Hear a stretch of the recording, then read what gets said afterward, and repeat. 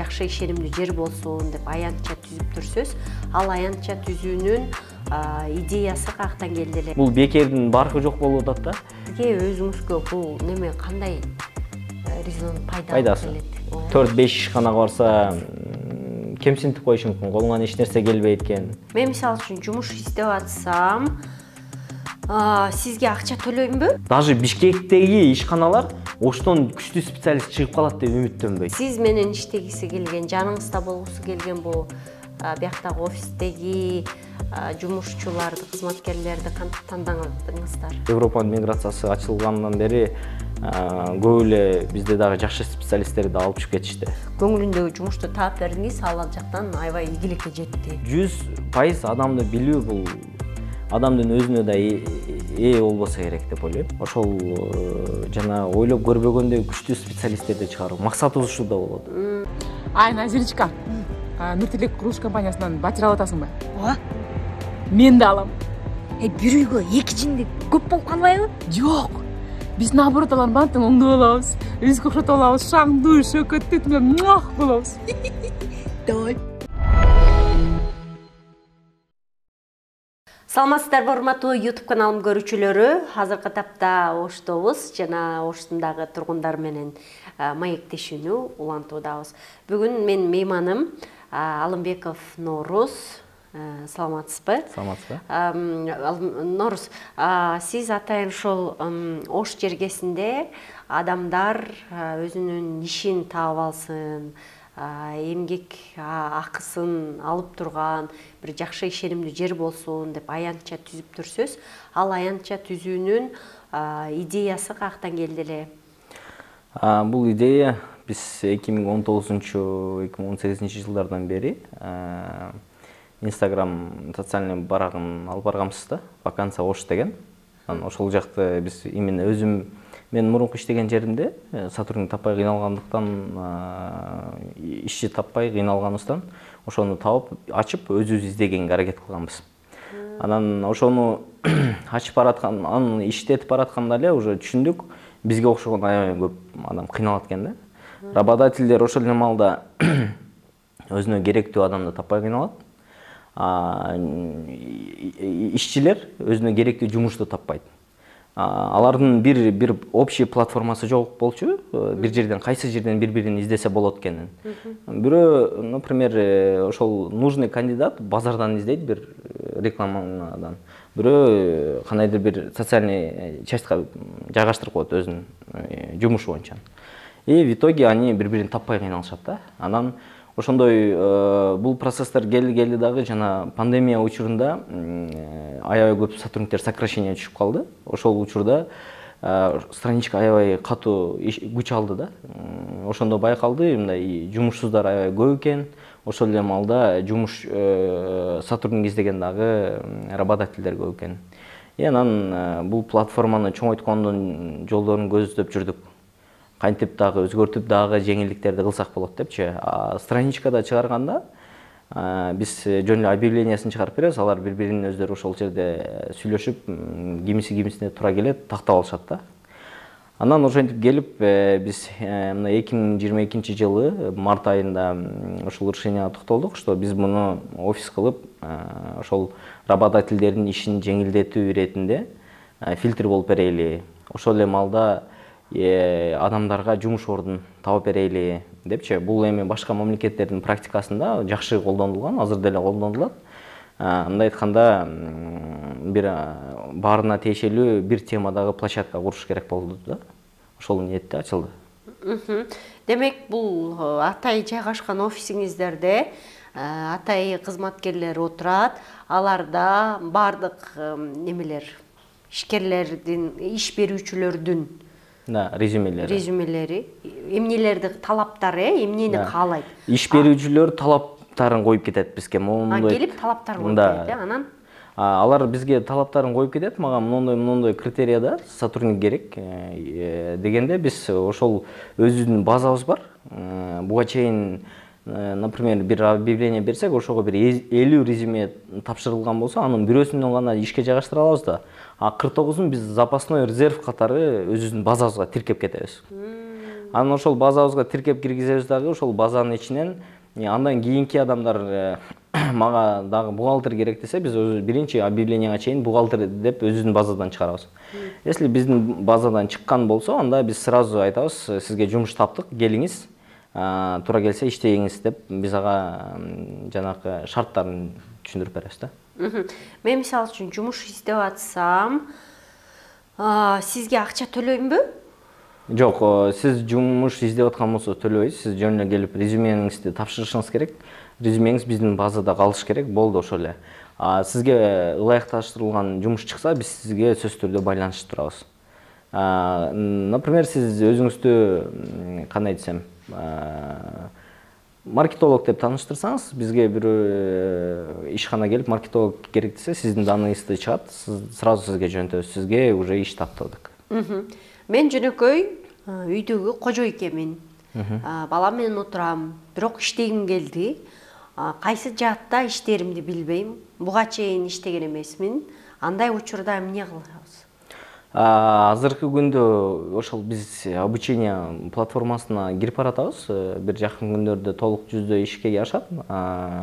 Ошол сиз айтканча эч кандай бир кесиптин ээси боло электерге бир кесиптин ээси болушуна түрткү болууга жол ачып атабыз да. Бул ошол анализ статистиканын мындай бир решениясынан ушундай келдик. Ошол бизди югта аябай көп случай бар. Ошол өзүнүн кесиптик кайсыл жактан өзүнүн кесибин көрүштү, издешти билбей, эмне менен алек болушун, же колунан кайсы иши келет экенин толук аныктай албай жүргөн жаштар дагы аябай көп да. Буну биз бир-эки организация менен совместно анализ жасадык. Ошол райондор менен Баткен, Кызылкыя, Алай опросторду жүргүздүк. Көп жаштардын случайсинде мына миграция жөнүндө көп сөз болот. Аларда именно ушул маселе, ушул азыркы сиз берген суроого жооп жок болгонуна байланыштуу. Алардын бирден бир эле ответи миграция болсо гана акча тапса болот деген жол да. Кандайдыр бир кесипке ээ болуу жолдорун эч ким көрсөтө билбей атат. Моундай Кыргызстанда ушундай жумуштар бар. Ушунчага чейин акча айлык тапса болот деген жолдор жок азырынча. Азыр биз ошол платформага киргизип кетебиз, бирок толук жетише элекпиз. Себеби биздин ачылганыбызга ошол 1 жыл толо элек. Но азыркы күндө биз айына жок дегенде бир 30-40 адамды уже жайгаштырып кетип атабыз да, өзүнүн кесиптеринечи.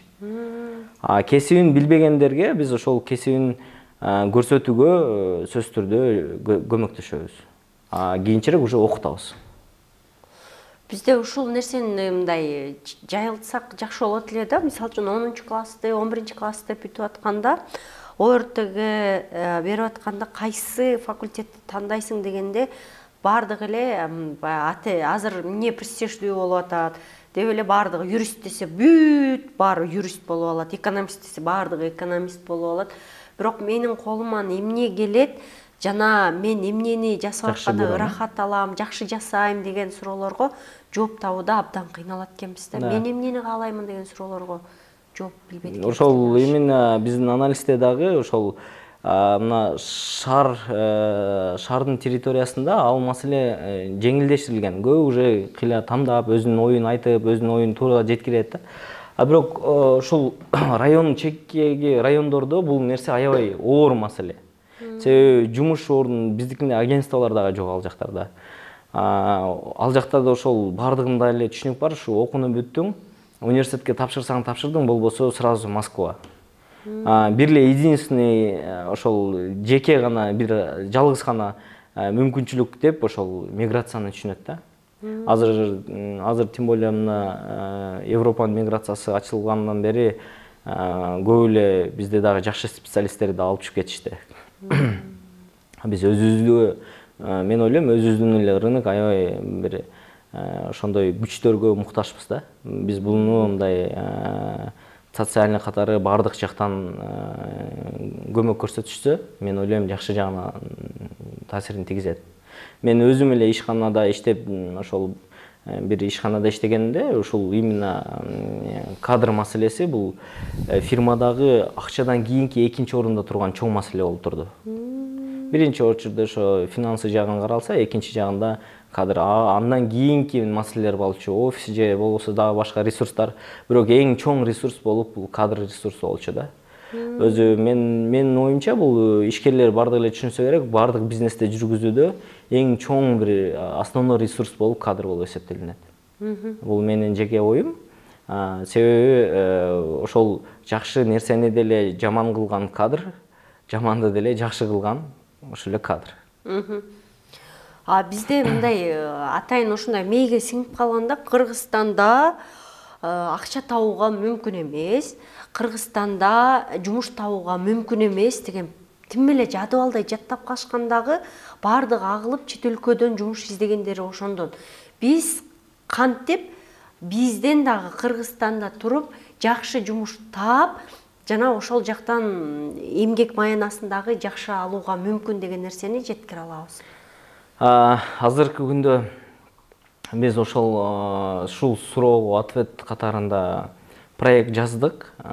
Проект жазып, инвестиция алганга аракет кылып уже мен ойлойм алдык деп ойлойм. Анан ошол жерде сиз айтмакчы, ошол суроого жооп катары платформа, мобильный приложение, сайт иштетип, анын ичинде ошол өзүмүн кесибими кайдан табам деген обученияларды киргизген атабыз да. Эми азыр биз бул жерде обучение ачтык, келгиле десек, ал деле бул мына жакынкы жерден келүүчүлөр бар да, бирок ошол эле алыскы Чоң Алай болушу мүмкүн, Баткенден Лейлик райондору, башка жактар болушу мүмкүн. Ал жактан келе албай калышы мүмкүн. Ошон үчүн интернет бар жердин бардыгыны ошол өтө кыргызча түшүнүктүү сөз менен жеткирүүгө аракет кылып атабыз. Кантип өзүнүн кесибин тамдаса болот, кантип өзүнүн келечегин курса болот, кайсы жерден өзүнө жетерлүү айлык маянасын жасаса болот. Ошол платформаларды биз видео ролик кылып, обучающий материалдарды кылып туруп таркаткан атабыз да. Бирок азыр ушул күндө деле биз эми азыр Ошто турабыз да, Оштого жакын жерде келип мен үйрөнөйүн, мага ушул жол көрсөтүп койгула десе, биз эч кандай деле акысы жок эле, жөн деле көрсөткөнгө даярбыз. Бул кандай айтсам, биз өзү ачып атканда түшүнгөнбүз, бул элдин кандайдыр бир чоңдон бир көйгөйүн чечиш керек деген түшүнүк болгон да. Себеби мен айткандай эле ушул жаатта караңгылык аябай. Маалымат берилүүчү блоктор жок. Эч бир жерде адына бир площадка жок, мындай баардыгы келип ушул жерден иш табам же болбосо ушундай нерселер бар. Үй бүлөлөрдө ата энеси баласын кыстайт, иш таап ушинтип жүрө бересиңби, биз эле сени багып жүрө беребизби деп баланын же кыздын намысына тийишет. Ал кайсы жерден издешин билбейт. 4-5 ишканага барса кемсинтип коюшу мүмкүн, колуңан эч нерсе келбейт экен, кыла албайт экенсиң деп коюшу мүмкүн. Ал самооценкасы түшүп кетет дагы. Андан кийин уже өзүн өзү баалоо уже аябай төмөндөйт дагы, андан кийин жанакы эле ойго кайра кайтып келет. Мени ушу миграцияда эле баалайт экен, ошолор эле мага иш берет экен, ошолор эле менин ишин барктайт экен деген түшүнүккө келип калат да. Ошого платформа керек. Ошол жана айтып атканда биз деле үйрөтө алабыз деп атпайсызбы? Аякта эмнелер бар? Кантип адам өзүнүн мындай эмнени жасаарын же болбосо кайсы багытка басаарын кантип билет адам? Муну ютубка деле буйрсак болобу? Биз бул жерге келген кандидаттар менен сөзсүз түрдө мындай жеке ишканабызга жумушка алып аткандай эле кабыл алабыз. Анан ал жерде резюмеден сырткары аябай көптөгөн суроолор берилет. Сүйлөшөсүңөр да? Да, сөзсүз түрдө сүйлөшөбүз. Сизге жумуш эмнеге керек? Алар сөзсүз түрдө ушундай болот, акча табуу иретинде дейт. Анан биз ошол канча акча керек, аны эмнеге коротмоксуз, анан кандай жумуш өзү сизге жагат болчу, биз сизге жаккан жумушту издеп берели деп, адамдын ичиндеги баягы бекитилген желанияларын алып чыкканга аракет кылабыз. Анан ошондон кийин биз сизге анда могу жумушту предлагать этели деп предложение кылып көрөбүз да. Анан макул десе, андан ошодон кийин ошол направленияга беришибиз мүмкүн. Бирок ага чейин сөзсүз түрдө биздин ошол жөн эле рекламадан айырмасы эмнеде болуп атат? Рекламада ал фильтри жок да. Ал, например, мага бүгүн офис менеджер керек десе, ал жерге бухгалтери деле, кассири деле, продавцы деле, башкасы деле чалып, мен офис менеджер болсом болобу деп эле беспокоит. Жанакы бир ошол эле ответке бир 10-чу жолу звонок берген адам уже жакшы жооп бербей баштайт. Сен өз ишти билесиңби, түшүнөсүңбү деп уже башка оор ойлонуп калат да. А биз ошол ишкерлерге дагы жеңилдик, адамдарга дагы жеңилдик катарында биз ортомчу болуп берип атабыз. Биз ал жарга түшүндүрүп атабыз. Сиз ал жерде кагаз ишин иштейсиз. Ошол кагаз иши иштеш үчүн сиз жазуудан кыйналбайсызбы? Анан ооба кыйналбайм десе, анда жүрүңүз деп жүрүңүз. Анан жок, кыйналам десе, жок, анда сиз ал жака барбай эле коюңуз. Анда сизге биз ылайыктуу иш берели деп. Сабаттуулугун текшересиңерби? Сабатсыздар көппү бизде? Бул маселе дагы өтө орчундуу маселе. Буну кандай десем, бул эми мен эле оңдой албайм же бир эки адам оңдой албай турган нерсе. Бул мамлекеттик уровеньде глобальный темада көтөрүп, аны ошондой механизмдерди алмаштырыш керек деп түшүнөм да. Бул жерде бирөө чыгып эле жакшы окугула, жакшы баскыла десе эле оңоло кала тургандай көрүнбөйт мага. Азыркы күндө деле жакынкы арада моундай болушуна эч көзүм жетпейт. Себеби бул деген мамлекеттик уровеньде механизмдер алмашыш керек. Ошол эле экзамен түрлөрү, ошол окууну бүткөндө кандай уровеньде бүттү деген экзамендерлердин фильтрлери тазаланыш керек. Көп механизм деп түшүнөм бул жердечи. Көп комплексный иш алып барылса, бир алдыңкы 10 жылдар ичинде жакшы жыйынтыктарга чыгат деген үмүт болот да. Келгенде анын сабаттуу сабатсыз экенин каяктан билесиңер? Анкета толтурабы же? Анкета толтурат, бирок бул жерде мындай да, биз ошол сабаттуусун деле, сабатсызын деле кемсинтүүгө болбойт бизге. Сиз сабатсыз экен дегенге болбойт.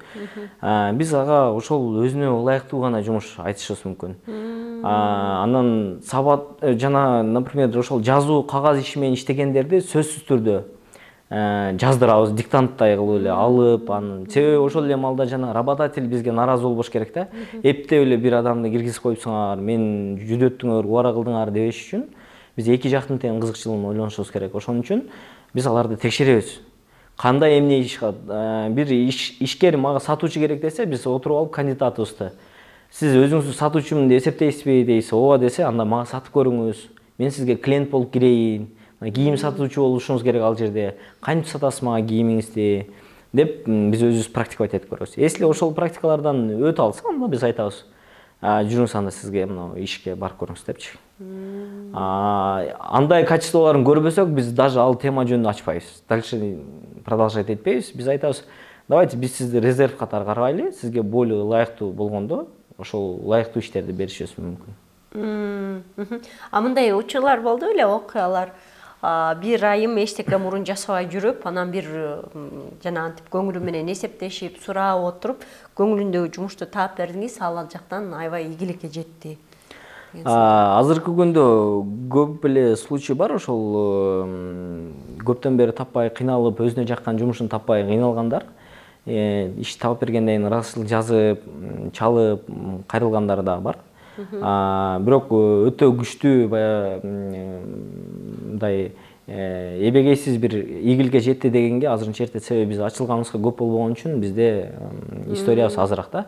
Но ушул 6 ай ичинде жана мен айткандай 800дөн өтүп 900гө барып калган ишсиз жүргөн адамдын даныйын чогулталдык. Бул Оштун эле ичинде. Еще биз анчалык деле күчтүү бардыгы билип бүтө элек азыр шаарда ушундай агентство бар экенинчи. Но биз ар бир объявлениядан ашкан резюмелерди запасной резерв кылып сактап келип, азыр 800дөн ашкан бар. Ар бир отраслга жок дегенде бир 6-10 вариант кандидаттарыбыз бар да. Мындай сиз менен иштегиси келген, жаныңызда болгусу келген бул бияктагы офистеги жумушчуларды, кызматкерлерди кантип тандадыңыздар? Бул жакта мен менен иштешкендердин мурун иштешкен командам болгон, мурун иштеген жагымда командаман. Ошол 2-3 сотрудник кошо келди. Алар менен иш алып барып атабыз. Башка сотрудниктерди ошол мурун өзүм иштеген ишканада мен HR болуп да иштегем, найм боюнча. Өзүм ошол азыркы айткан психологический данныйлардан фильтровать этип алганга аракет кылам. Эми бирок чындыгына келгенде, мындай да, биз эми текшерсек кантип текшеребиз? В основном психологический текшеребиз.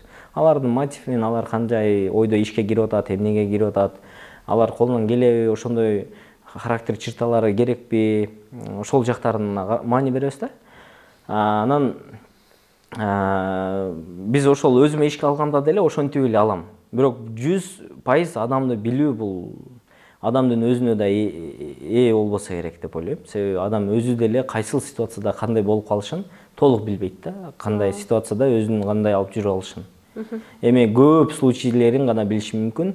Мындай шоковый состоянияда адам кандай болот, эмне кылып коет, алган нерселерин толук билбейт.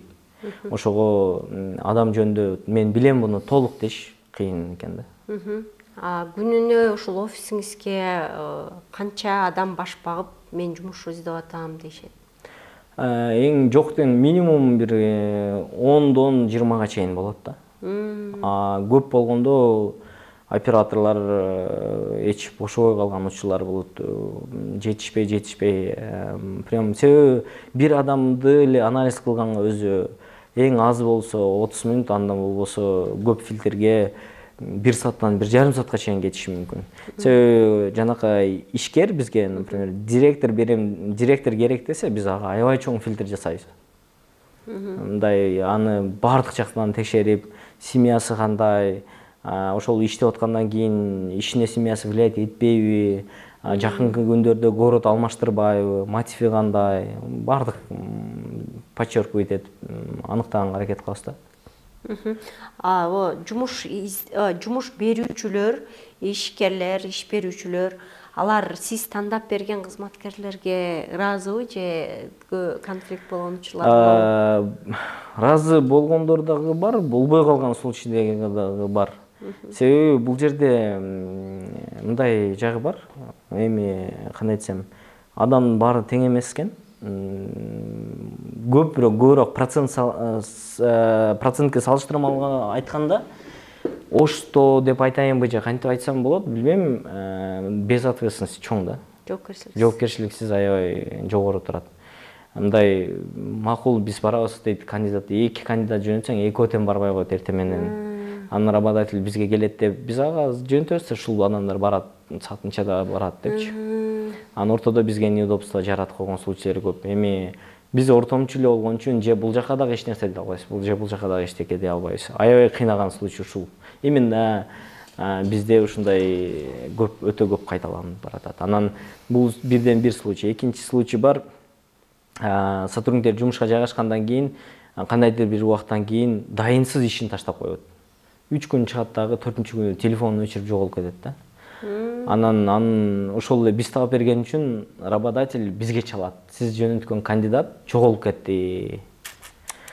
Биз болгону ага иш эле таап берген адамбыз да. Биз аны деле ошол тааныганчалык эле таанышыбыз мүмкүн.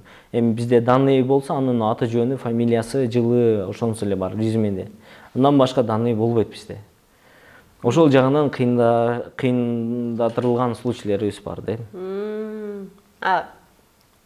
Ушунча элдерге мындай силер ойлоп атсыңар да, мен ушунча иш издегендерге иш таап берип атам, жумушчу издегендерге жумушчу таап берип атам да. Сизге өзүңүзгө бул неме кандай резон пайда алып келет? Бул мен ачардан алдын ошол башка мамлекеттердин практикаларын изилдедим да. Сиз айтмакчы, бул мага кандай пайдасын алып келет, элге кандай пайдасын алып. Ал башка мамлекеттерде мындай случайлар көп. Өздөрү специалисттерди ичинен даярдап чыгып, бир ишканаларга жайгаштырат дагы, айлык маянасына канча бир айга чейин компанияга бир өлчөмдүү бөлүгүн төлөп туруу милдеттендирилет. Ошентип булар кадр даярдап ишканаларга жайгаштырат. Биздин деле алдыда бараткан максаттардын бири ушулар. Бирок азырынча бизге ишкерлер таап бергиле деген заявкасы үчүн гана ошолор төлөйт.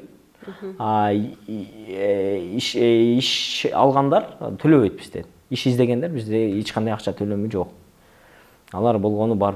Ошол мен ойлойм, ушул акча төлөбөгөндүктөн дагы бир жагынан жоопкерчилик көбөйөт депчи.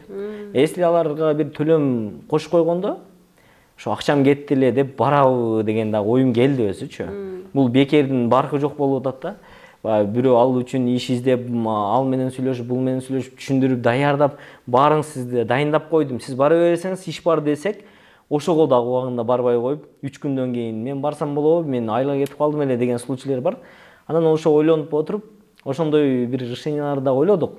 Бул бекердин айынан болуп атат окшойт, бизге бекер нерсе жакпайт экен деп да ойлодук да, эми аны дагы карап көрүшүбүз керек. Демек, баягы чайнап берген тамак аш болбойт деп атасыз да, ар ким өзү чайнаганды. Чындап эле бул азыр айтып отурсаңыз, ушул нерсе көп эсимде калып калды. Адамдарга дайындап, даярдап берсең дагы келбей койгон учурлар. Демек, адам өскүсү келсе жанталашып өзү аракет кылат, өскүсү келбесе ушинтип даярдап берген нерсени дагы аш кыла албай ора кылат адамдарды. Биз ошон үчүн бир жеке эле интеллектуалдык деңгээлин эмес, эмоционалдык дагы деңгээлин өстүрүшүбүз керек экен. Бул Кыргызстандын эң чоң көйгөйү окшобойбу? Мен ушул ситуациялардан өтүп, ушундай ойлор келди. Ушул биздин компанияга окшош платформаларды алып бараткан ишканаларды бириктирип, бир форумдарды чоң мамлекеттик уровенде ошондой ушул маалыматтарга суусаган элдерге өткөрүп берсек дагы бир кандайдыр бир майда кадам болсо дагы алдыга жылабы элек деген ой болуп атат да. Атайм мондай тренингтерди, жумушсуздар силерде аябай көп болот атпайбы? Жанагы 900 анкета болуп атса, ошол адамдардын баарын чакырып, бир психологдорду чакырсаңар, тренингтерди чакырсаңар, мотиваторлорду чакырсаңар, алардын аң сезимин өзгөрткөнгө бир далалат кылсаңар, кандай болот эле, же анын силерге тиешеси жок, кажети да жокпу? Жок, тиешеси бар, эмнеге жок. Биз ошол мындай оюбуз болуп атат да, биз жөн эле иш табып, анан же болбосо жөн эле акча табууда эмес. Ошол жана ойлоп көрбөгөндөй күчтүү специалисттерди чыгаруу. Максатыбыз ушул да болот.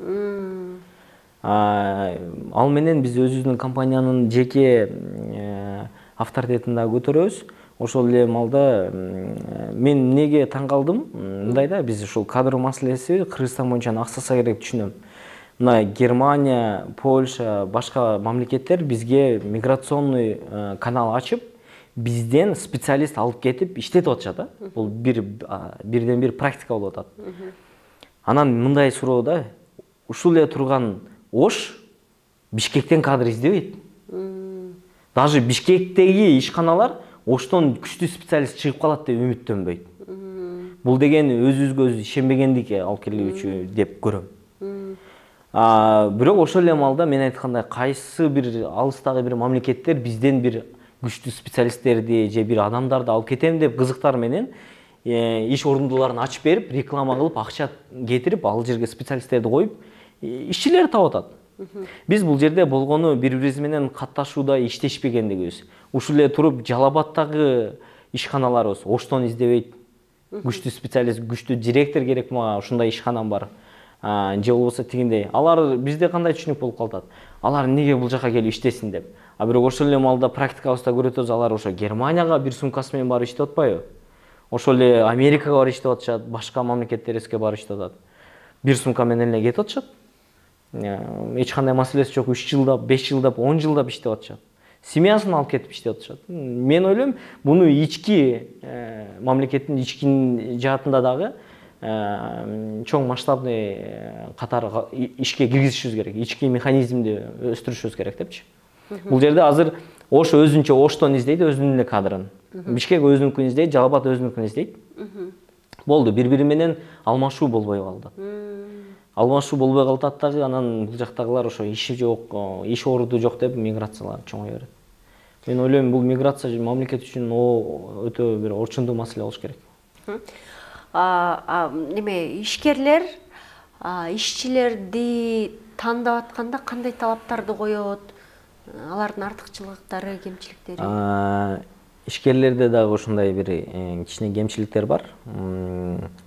Ишчи издеп атканда толук талаптарын бизге бербей калат, же болбосо талаптары мындай толук түшүнүксүз болуп калган жерлер бар дагы. Биз бул жактан кандидат жөнөткөндө, биз бул жактан жөнөтүп атканда анын ишкердин талабын уже түшүндүрөбүз да.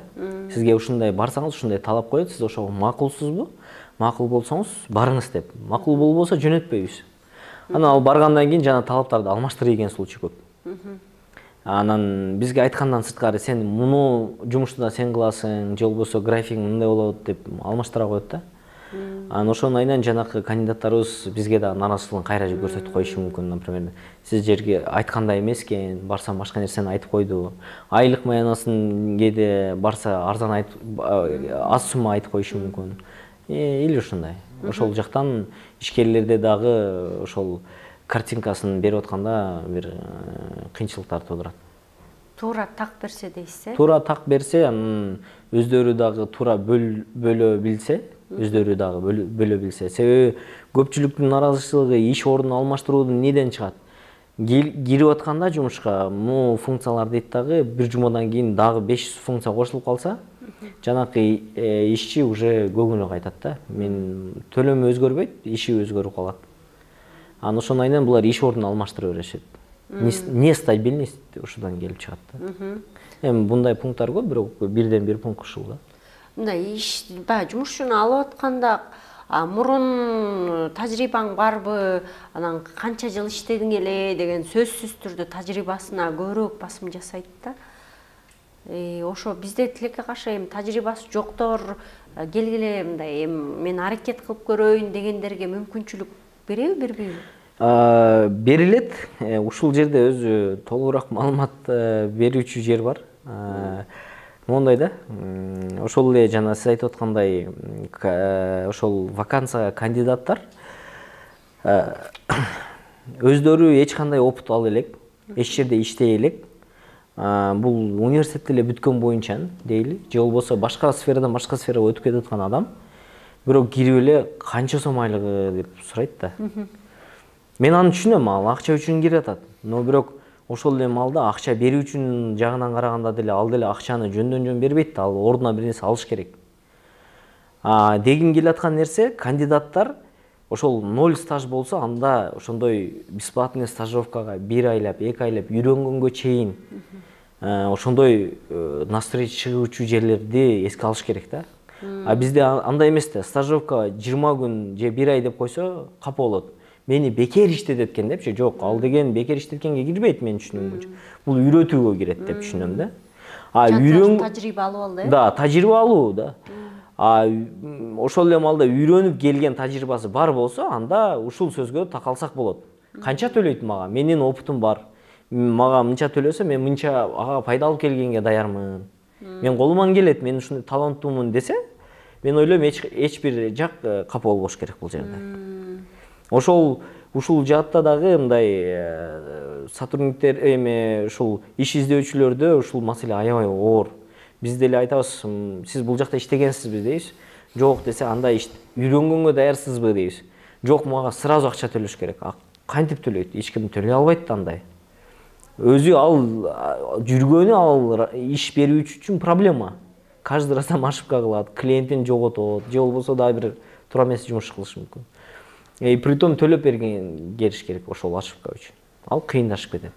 Неме, бул иш издеп аткан адамдардын өзүнө болгон баасы дагы ар кандай болушу мүмкүн да. Мисалы, мыкты ишти мыкты майын чыгара билиши мүмкүн, бирок ошондой эле өзүн ошончолук сата албай калышы ыктымал да. Да, сиз айткан туура. Бул көпчүлүк кайсы жерде кайталанат, жанакы иш ордун алмашпай 10 жылдан ашык, же болбосо 5, 7, 8 жыл иштешкен ишканаларда көп кайталанат. Өзүнүн ошол мурунку биринчи келген ценасы менен калып калган сотрудниктер. Ал уже ошол убакытта өзүн такшалткан болот, ал өзүн ошол жааттан жакшы көрсөткөн болушу мүмкүн. Бирок ошондой эле сиз айтмакчы өзүнүн баасын билбей жүрө бериши мүмкүн. Бул бирден бир себеп моменттер да. Ошол эле маалда жана мен айткандай, өзүн жакшы билгендер чындыгында сиз айткан суроого токтолуучу көп адам бар. Мен ушул ишти кыла алам, мага ушунча төлөй аласыңарбы деген так даана көрсөтүүчү адам бир 100дөн 2-3% гана келиши мүмкүн ошто. Андай адамды бардык ишкер жакшы көрөт. Өзүнө ишенимдүү болот. Өзү ишеним так келип эле, мага ушунча айлык керек, бирок мен бул айлыкты жөн эле албайм, мен ордуна мынандай жумушту кыла алам, колуман келет, кылып берем. Бул мен ойлойм, бардык ишкер ошол айткан сумманы карап чыгууга даяр деп ойлойм. Ошондо бул суроолор жоюлат. Анан бизде жоопкерчиликтүүлүк менен пунктуалдуулуктан абдан аксайбыз да кыргыздарчы. Ошол жаатта дагы кантип ийгиликке жетишсем болот деп сурай беришет да, мен айтам. Ийгиликке жетүүнүн эң чоң сыры бул пунктуалдуулук. Учурунда келесиң саат, анан аябай ар бир ишиңе жоопкерчиликтүү болосуң. Ошондо гана ишиң илгерилейт дейсиз да. Ошону кантип жеткирсек болот дагы адамдарга? Бул жерде мындай, жана биз маданият жөнүндө сүйлөйбүз да, бул эми маданиятка окшош бул адамдын аң сезимин өзгөртүү жаатына кирет деп ойлойм. Көп проекттер менен ошол нерселерди түшүндүрүүгө аракет кылышыл керек. Мектепте, университетте, бардык жакта деле ошол адам өзүнө, бул менин түшүнүгүм боюнча бул эми жашоо ушундай адамга өзүнө зеркальный жооп берет депчи. Өзү кандай болсо ошондой нерсе алат. Өзүн гана көрө алат жашоодо, башка эч нерсе ала албайт. Бирок ошол эле маалда сиз айтмакчы, бул маселе өтө орчундуу. Ишкердин оюн ачсак мынтип ойлонот. Ушу мага жакшы иш төлөсө, жакшы иштеп берет элем деп ойлонот. Бул көптөн көп процент ээлөөчү ойлор да. Биздин практикада. Ишчини ойлосоң, иш берүүчүнү ойлосоң, ушу жакшы иштесе мен жакшы эле төлөп бермекмин деп ойлонот да. Бул жерде көрдүңүз да, ортодо ой эки башкада жүргөндүктүн бирден бир себеп болот. Бирок чындыгына келгенде бул жерде работодатель иш берүүчүнүкү туура. Ал айлыкты алдын ала бербейт, ал акырында берет, жумушуна карап берет. Мындай айтканда, иш кылуучу биринчи өзүн көрсөтүш керек, анан аны баалайт. Ошол түшүнүктөр ортодо түшүнбөстүктүн айынан бири-бирин жамандап жүрө беришет. Бул мага аз төлөйт, ал болсо бул жаман иштейт. Бул айтат, жакшы төлөсө жакшы иштемекмин деп. Просто ордо бири-бирин таппайт да, болгону ушул эле. Эми бул жерде ошондой түшүнүктү жеткиришке келгеч, сен өзүңү көрсөт биринчи элге. Элби же ошол иш берүүчү баалайт. Мындай, мен ойлойм, бааланбай койгон бул өтө аз эле процент элесе керек. Тем более азыркы күндө бааланат, бардык эле адамдык бааланат. Ошол ар бир бизнесмен дейлиби же ишкер дейлиби, оюн сурасаң бардык эле айтат, ушу күчтүү бир адам болсочу, төлөмөкмүн. Ушу кыйналып өзүм жүргөндөн көрөк, ошого бермекмин ушу долямы, же ушул адамга ушунча төлөмөкмүн дейт. Бирок ошол эле кайра элден сурасаңыз, жакшы төлөсөчү, жаман жакшы иштеп бермекмин дейт. Андай болбойт. Ошондой жагы бар да.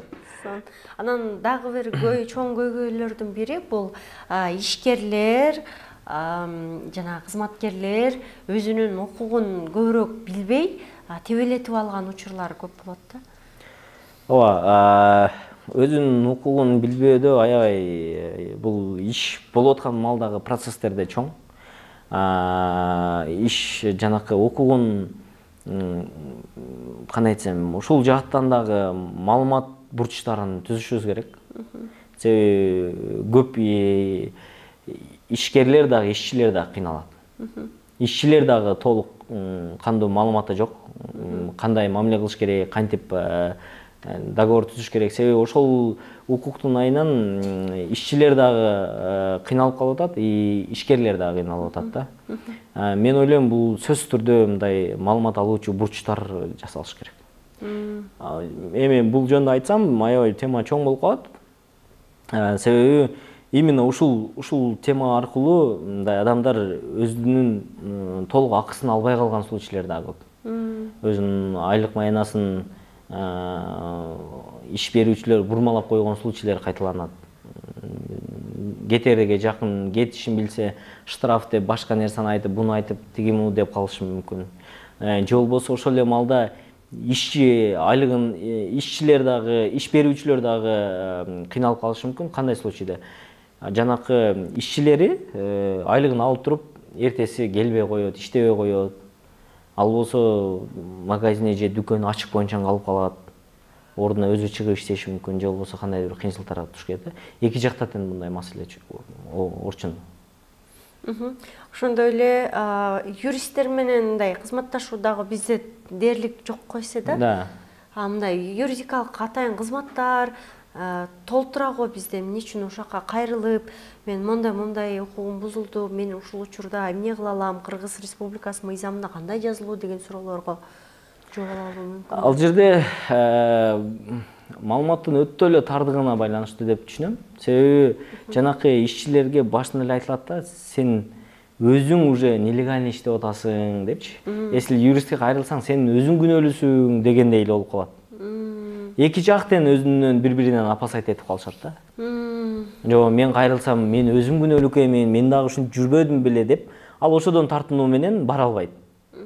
Иш берүүчү дагы кайрылайын десе, мен дагы бунун кандайдыр бир жагын бекиттим эле же болбосо тигиндей кылдым эле, мен өзүмө дагы кыйынчылык келип калбасын, ошон үчүн юристке кайрылбай эле коеюн. Буну көз жумуп коеюн деген менен эле уланып келүүчү нерсе. Бул эки жактан бири-биринен ушундай опасать этишет да. Дагы силердин жумушуңарда дагы кандай орчундуу көйгөйлөр жолугат? Жана эмнени жойсок дейсиз биздин коомдо? Бизде азыр жана мен айткандай ошол иш берүүчү жааттарды, механизмдерди биз баштадык, бирок биздин дагы алдыга чыгышыбыз үчүн мамлекет жактан колдоо болсо жакшы болот. Ал деген кандай колдоо болуш керек? Ал ошо жанакы мамлекеттик университеттер, мамлекетти бүтүрүүчүлөрдү биз менен тыгыз байланышта бизге данныйларын берсе, жана бүтүп диплом алып аткандар диплом алуучу даяр специалисттерди бизге база данныйын өткөрүп берсе, биз аларга тиешелүү иштер чыкканда ал өзү деле билбесе деле биз чалабыз да, сизге ылайыктуу, сиз мына былтыры мына кесипти аяктапсыз, сизге биз жумуш таптык эле. Иш дегенге макулсузбу деп биз кайрылып турабыз.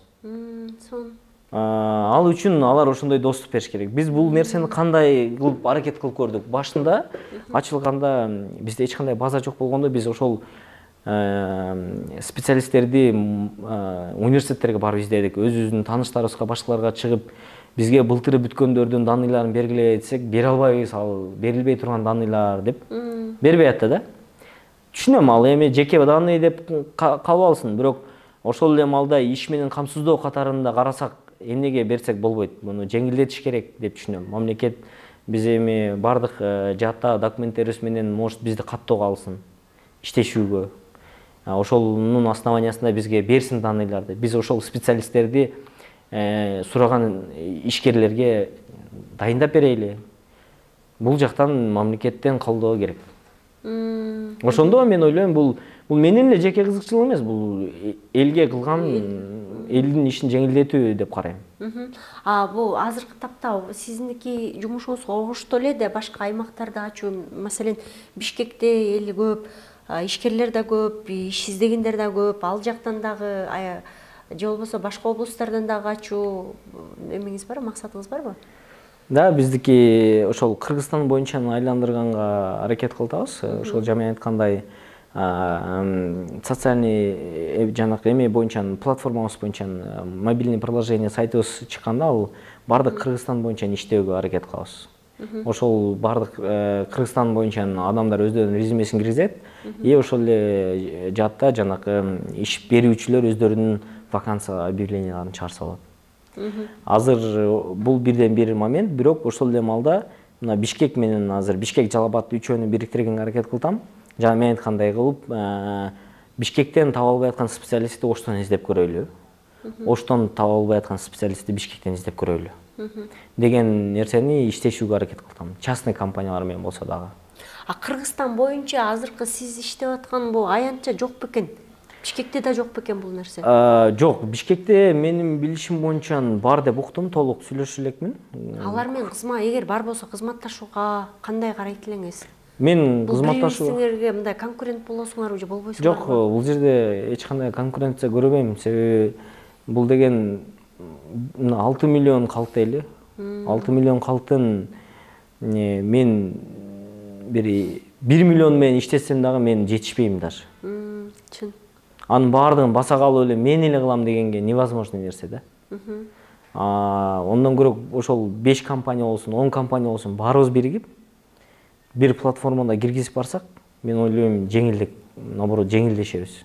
Эгерде дагы бирөө мына азыр биздин берүүбүздү көрдү, аябай сонун кызыктуу нерсе экен, биз дагы ушинтип элге жардам берсек деп сизге кайрыла турган болсо, жардам бергенге даярсызбы? Ооба, бергенге даярбыз. Ошо жана мен айткандай кылып, кандай ачылыш керек, кандай эмеде иштеш керек, механизмдер болуш керек, эмнелер кыйынчылыктар болот, ой бөлүшкөнгө деле даярбыз. Кандай болот, кандай иштетсе болот, эмне кылса болот депчи. Почему нет? Сонун чынында эле кызыктуу аянч экен. Бул элге чынында эле көмөк көрсөтүү иретинде болгону мени абдан кубандырып атат. Бизде бири-бирибизди колдоп, бири-бирибизди сүйрөп, алдыга жылдырганга аракет кылган балдар бар экени мени кубандырды бүгүн. Абдан ыраазыбыз. Дайыма эле ушул адамдарыбыз өзүн өстүрүүдө, өзүн табууда, өзүн ийгиликке жеткирүүдө аябай ушул силер дагы себепкер болуп, анан баягы адамдарыбыз мындан дагы байып, мындан дагы ийгиликтерге жетишсе, абдан чоң, баарыбызга чоң олжо болмок, өлкөбүз өнүкмөк деп ойлойм да. Ооба, биздин дагы ниетибиз ошондой, алдыга чыгаруу. Ошол эле маалда өзүбүзгө кошо чыгуу. Аны жана видеону көрүп турган адам бантип түшүнбөсүн. Бул жөн эле героизм кылып көрсөтүп, элге эле кызмат жок, андай эмес. Биз ошол эле маалда коммерческий жаатын сөзсүз түрдө эске алганбыз. Бирок ошол өзүбүзгө табуу менен кошо элге жардамыбыз тийсин. Албетте, бул сөзсүз түрдө мен деле биз деле бекер жөн тарткан жок. Албетте, ар бир эмгегибиздин акыбети кайтыш керек, акысы болуш керек деп ойлойм. Бул мыйзам ченемдүү, нормалдуу, ден соолугу чың нерсе деп ойлойм да. Сонун рахмат сизге, Норус мырза. Аябай сонун бизде Кыргызстанда болуп аткан орчундук көйгөйлөрдүн баарын бүгүн козгоп алдык деп ойлойм. Бизди көрүп аткан ар бир адам мындай аңдап, чын эле менин убактысында келүү же жоопкерчиликтүү алуу деген көйгөйлөрүм бар. Ошон үчүн ийгиликке жетпей аткан турбайм, ошон үчүн момундай болуп аткан турбайбы деген нерселерди аңдоо жүргүзөт деп ойлойм. Биз дагы ошентип ойлойбуз. Рахмат. Урматтуу YouTube каналым көрүүчүлөрү, бүгүнкү эфир жакты деп ойлойм. Пикирлериңиздер болсо комментарийге калтырып коюңуздар жана YouTube каналыбызга катталганды унутпаңыздар. Ал эми Норус мырзанын аккаунттарын Instagram, Facebook баракчаларына белгилеп коем. Ошол жактан таап, өзүнө бериле турчу суроолорду берсеңиздер болот. Кайрадан көрүшкөнчө сак саламатта аман туруңуздар.